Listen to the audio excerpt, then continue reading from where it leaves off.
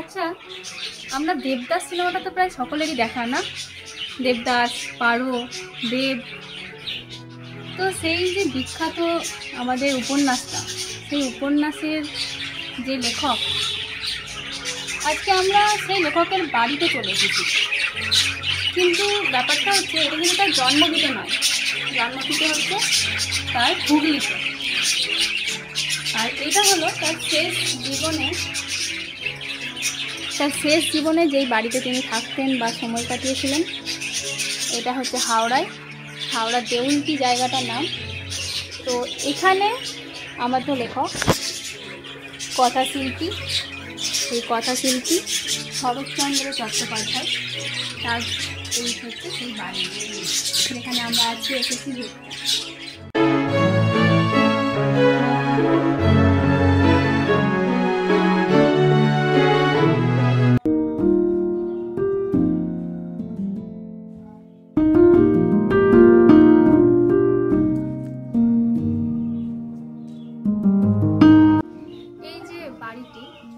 দেউলটির এই জায়গায়, এর পাশ দিয়েই কিন্তু বয়ে যাচ্ছে রূপনারায়ণ নদী।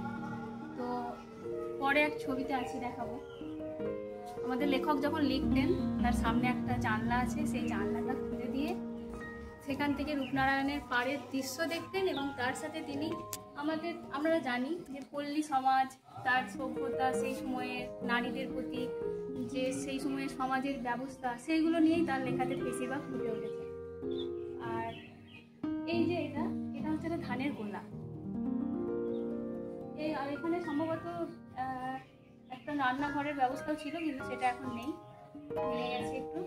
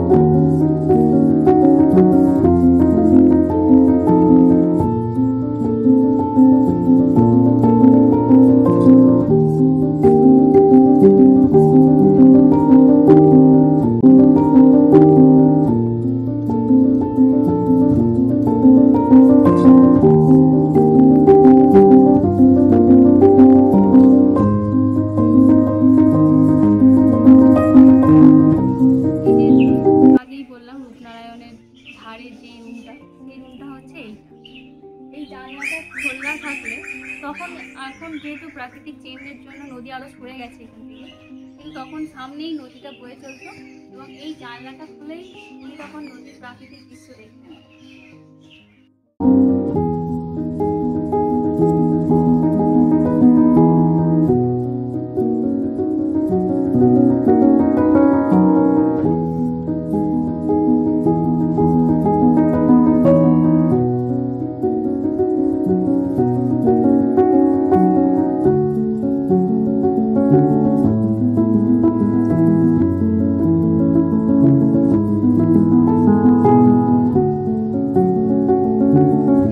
দেখতে পাচ্ছি এই সেই রূপনারায়ণ নদী, যেই নদীর প্রেমে পড়ে তার রূপে গুণে কবি লেখক যাই বলি, তিনি এখানেই তার বাসভূমি ঠিক করে নিয়েছিলেন শেষ বয়সে।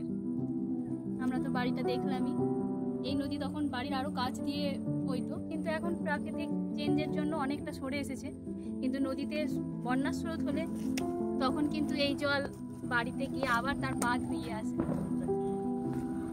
আগের বছরও হয়েছিল, শুনলাম যে ওখানে নাকি বন্যার জল ঢুকে গিয়েছিল।